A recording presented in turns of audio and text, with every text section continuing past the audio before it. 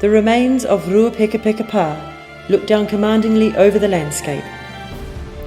It is a monument to Maori innovation and ingenuity.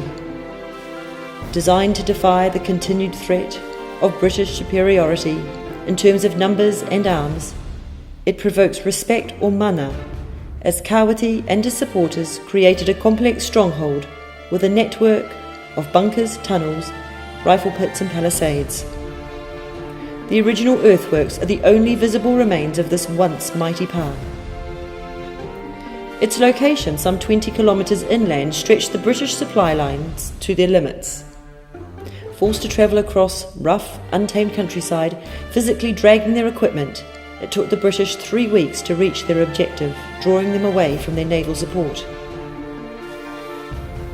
Commanding uncontested views of the entire landscape of the Northern War, stretching from Kororarika on the Bay of Islands on the east coast to the Hokianga Harbour in the west, the pa was situated high on the northern slope of the Tapawai Haruru Range in the heart of Ngāpuhi country.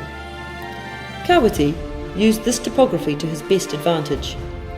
Able to predetermine the course of the battle, he could dictate the position of the British base camp and the direction of any subsequent British assault.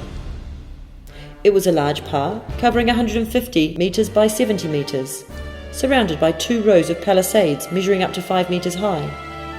These palisades were constructed from whole pururi tree trunks and split timber. In a British post-battle analysis report, the layout of the palisade structures were described as being formed by large posts being planted deep in the ground every 8 feet.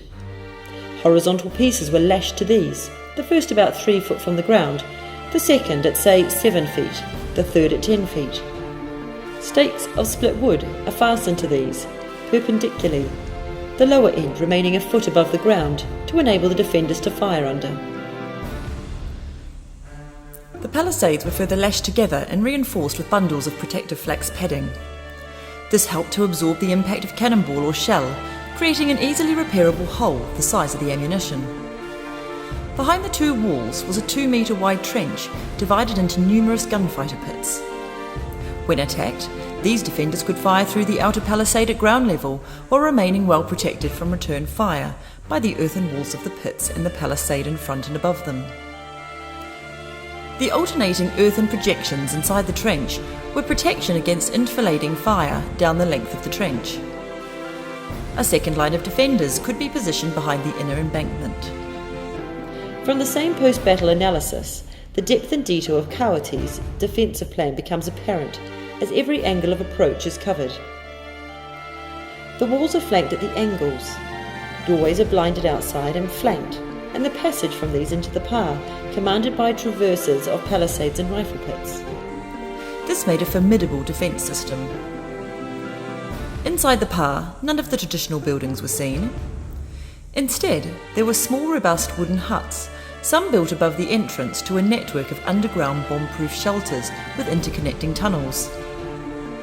Above ground, the pa's layout provided a maze of raised mounds and huts to provide protection for the defenders and create confusion for the attackers, should the pa be breached. Designed to withstand the heavy British bombardment, the pa's inhabitants are known to have used this network to take cover during battle.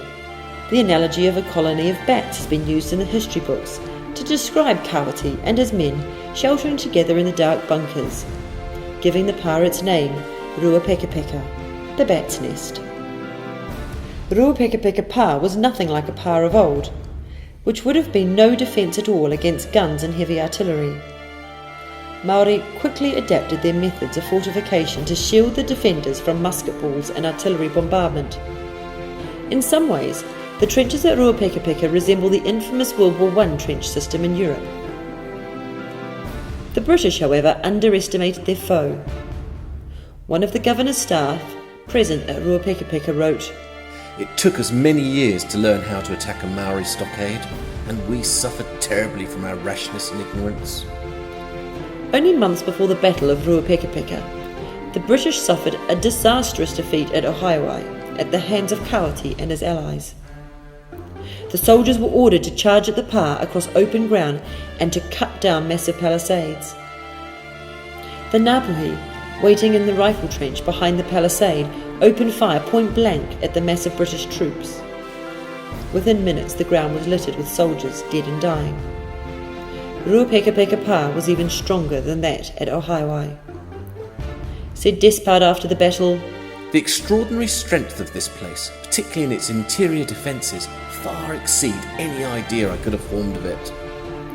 The fortifications so impressed the British that following the battle, military engineers from Britain twice surveyed the defences, built a scale model for education purposes, and tabled the plans in the House of Commons.